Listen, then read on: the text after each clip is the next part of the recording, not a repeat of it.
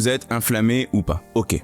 Mais peut-être que vous attendez bien évidemment des petits conseils qui peuvent déjà être mis en place assez rapidement dans votre quotidien pour faciliter un petit peu les choses. Premièrement, ce que je vais vous conseiller logiquement, c'est de consommer des aliments anti-inflammatoires. On va avoir tous les fruits et tous les légumes pour commencer. Par contre, les pesticides, les insecticides, les engrais de synthèse sont vraiment des choses qui sont très mauvaises pour votre inflammation. Donc s'il vous plaît, ne consommez que des fruits et légumes de saison, locaux, issus d'une agriculture raisonnée, voire bio quand c'est possible. Mais par contre, dans cet ordre, par exemple, ça sert à rien de consommer des tomates en hiver qui viennent du Pérou. Ça n'a aucun sens. Pour les légumes, si c'est pas la saison, par contre, vous pouvez vous rabattre sur des légumes qui sont surgelés. Ensuite, pensez au gras, au bon gras.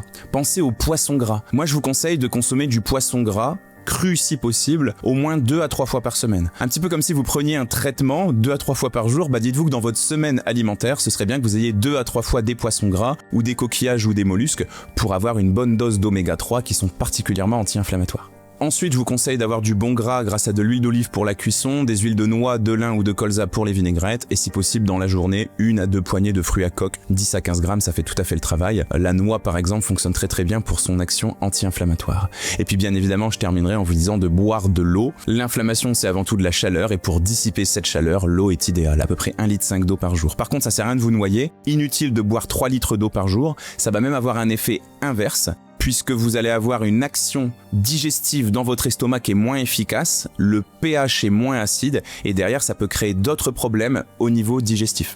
Et puis je terminerai en vous conseillant les épices anti-inflammatoires. Je pense à la cannelle de Ceylan, je pense au curcuma associé au poivre si c'est possible, je pense au curry, je pense au gingembre et je pense au piment, bien évidemment si vous tolérez tout ça très bien. Ensuite, diminuer les aliments pro-inflammatoires. Et là, on va être sur tous les sucres de mauvaise qualité, les sucres industriels qui sont pas dans leur matrice naturelle. Par exemple, un jus de fruits, ce n'est pas un fruit. Et on va aussi mettre de côté ce qu'on appelle les graisses trans, c'est-à-dire des graisses qu'on va retrouver dans les aliments transformés, tels que la margarine, le pain de mie, les biscuits, les gâteaux. En gros, le premier réflexe pour lutter contre l'inflammation, c'est d'arrêter le plus vite possible de consommer des aliments industriels.